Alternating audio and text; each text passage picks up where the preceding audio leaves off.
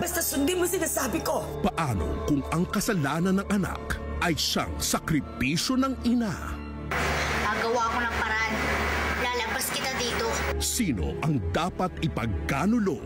Dapat hindi ikaw nakakulong. Dapat ako yun. Sino ang napapako?